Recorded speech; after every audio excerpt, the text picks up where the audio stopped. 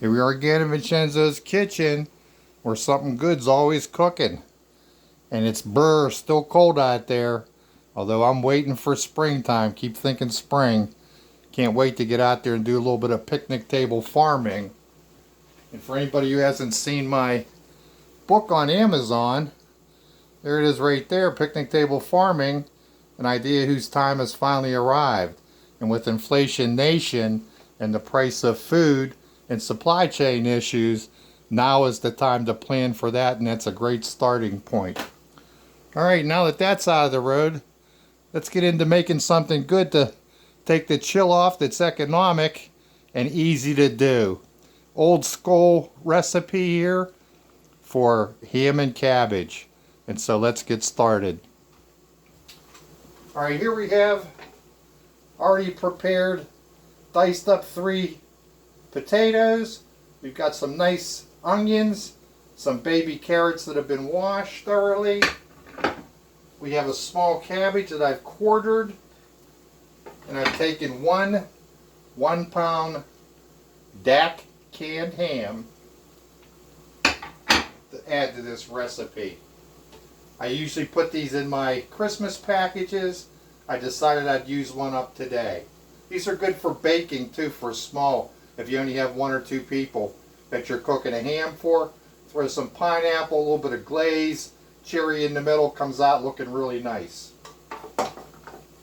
Alright, so what we want to do is we want to put our longer cooking timed vegetables into the pot first.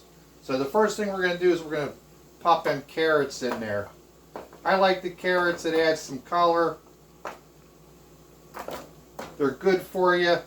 Keep the eyesight going. Then we're going to put our potatoes in there. Again, that was 3, cut them in half, and then 4 pieces out of each half. I add the onion, sweet onion, because I like the onion flavor combined with the cabbage.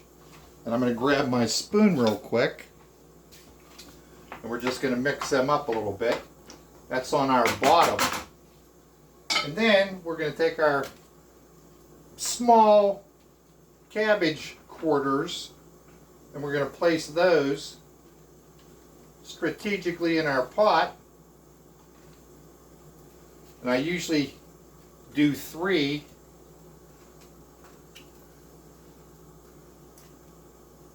Making sure I can get the lid on. I'll save this last quarter to chop up the stick in there. And now we're going to take our ham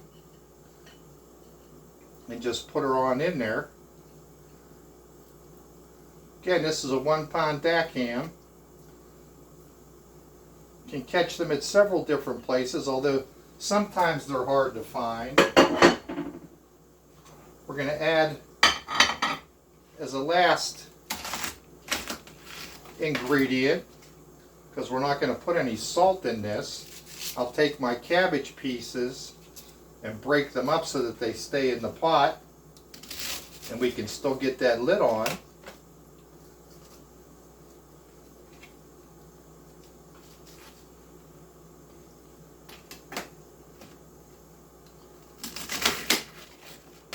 We'll add a little bit of rosemary into there. It's a nice flavor.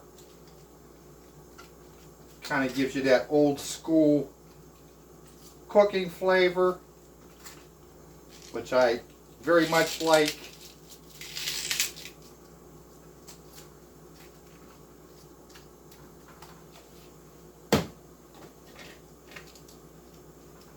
And then we'll take our lid, just put a little bit of that rosemary in there.